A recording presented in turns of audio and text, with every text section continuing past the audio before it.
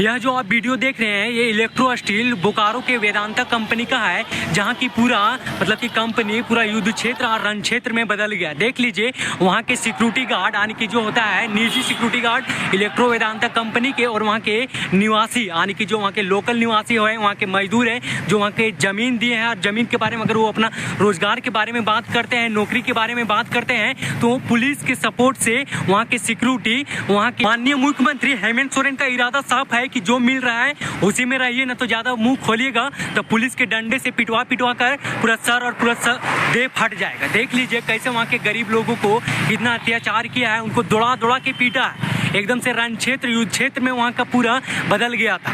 बता ये है वहाँ का विकास, ये माननीय मुख्यमंत्री आप पर ये लोगों का भरोसा है, आप ये गरीबों को सरकार है, ये गरीबों का हक की बात करते हैं। जिस गरीबी के नाम पर आपने वोट लिया है, क्या इस दिन के लिए झारखंड के माननीय मुख्यमंत्री हेमंत सोरेन का इरादा साफ है कि अगर रोजगार के बारे में बात कीजिएगा, अपना हक के बारे में बात कीजिएगा, तब पुलिस के डंडे और लाठी ही खाना पड़ेगा। कि स्थानीय निवासी को क्या गलती था कि उन्होंने अपना हक मांगा, रोजगार मांगा, और रोजगार कौन नहीं मांगे?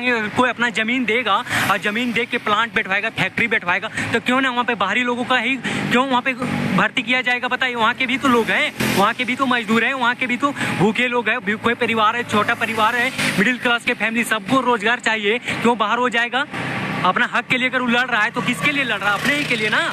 महिलाओं पर भी आपका जरा सा भी दया नहीं आया। देखिए कैसे उनके सर से एकदम से ब्लड बह रहा है, खून बह रहा है, छोटे छोटे बच्चों को भी पूरा चोट लगा। आपके ये जो पुलिस प्रशासन है ना, उनका चरित्र मतलब साफ साफ दिख रहा है कि मतलब ना गरीबों को जीने दीजिएगा, ना तो आप गरीब की जो हक की बात करते थे ना कि गरीबों के लिए हम हमेशा लड़ेंगे, गरीबों के लिए हम वोट दीजिए, गरीबों का विकास करेंगे। थे विकास एक तो आपने इतना 3.5 साल से 4 साल आपकी सरकार हो गई, एक रोजगार तक नहीं दिए हैं, ना गरीबों के खाते में 1 रुपया तक दिए हैं। और अगर हेमंत सोरेन जी, आपका पुलिस है, आपका प्रशासन, आपका कोर्ट है, आपका कचहरी है, आपका ही पूरा है, लेकिन आप जान लीजिए जिन्होंने आपका सरकार बैठवा के बना के आपको बिठवाया ना राजगद्दी पर, जान लीजिएगा वही आपका सरकार को उखाड़ेगी फिर से। याद रखिए, जो गरीबों के साथ अन्याय कीजिएगा और गरीबों के हक को छीन कर खा जाइएगा, उसका कभी नहीं कल्याण होगा।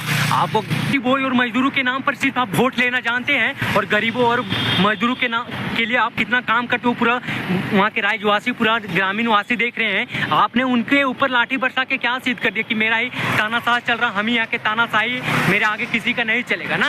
तो जान लीजिए आपका कुर्सी उखड़ने के लिए उसी दिन का इंतजार रहेगा जब आपका कुर्सी उखड़ेगा। उस दिन इन ग्रामवासियों का, वहाँ के प्रजावासियों का कल्याण होगा, और उस दिन आपका इनका बद्दुआ लगेगा। वहाँ का कानून है कि बताइए, आप अगर कोई विरोध करेगा तो आप उसको दौड़ा के पीटिएगा, पूरा वहाँ के ग्राम, पूरा मोहल्ला, पूरा मतलब वहाँ की जगह को आप युद्ध क्षेत्र में या तो पुलिस छावनी में बदल दीजिएगा। कौन सा ये आपका किताब में लिखा हुआ? बताइए, कोई अपने हक के लिए क्या विरोध नहीं कर सकता है क्या?